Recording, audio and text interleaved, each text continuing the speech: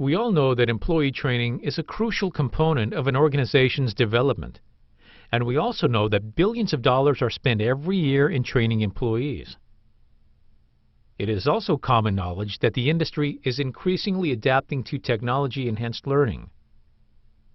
Technology is being used extensively to design, host, deliver, manage training, and even evaluate training. We have seen that almost every company worth its salt has some kind of technology component in its training arsenal. And that said, we also know that even the most seasoned and mature users of e-learning or technology-enhanced learning still use classroom training as one of their major interventions.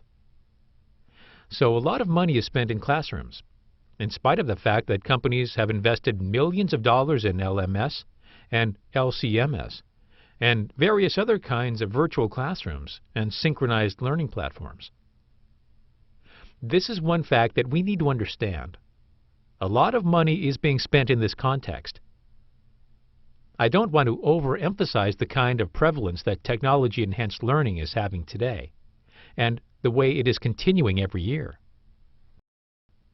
One of the possible realities that most of us, seasoned training and learning managers and companies, know for a fact is that a lot of us develop similar kinds of content sitting in different locations or different divisions and departments.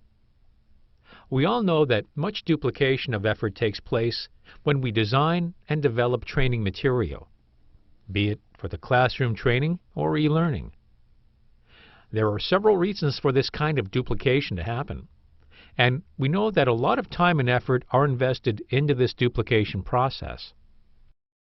The other reality, which is quite evident, is to have a central training repository that can act as a one-point repository for all existing training content.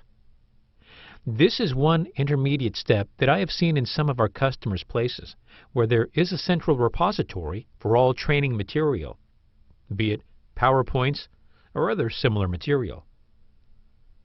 Now the problem here is that whatever training material is contained in the central training repository may not be in a standalone format. It may not be in a format that is readily usable. So even though there is content in a particular format, that format may not be desirable for the person who is searching for this content. Let us say, an overview of quality management system. The user may find content as a Word document, whereas his need would actually be for a PowerPoint presentation. Or he may be looking for an e-learning module, but finds a PowerPoint instead.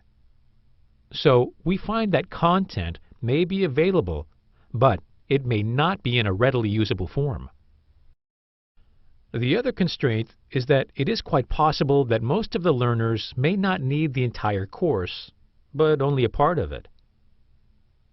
If the course is done at a level of modularity, that is, if a course can be developed as modules based on levels, then content can be made available as smaller topics, and that would be an ideal situation. These are some of the realities that we are aware of.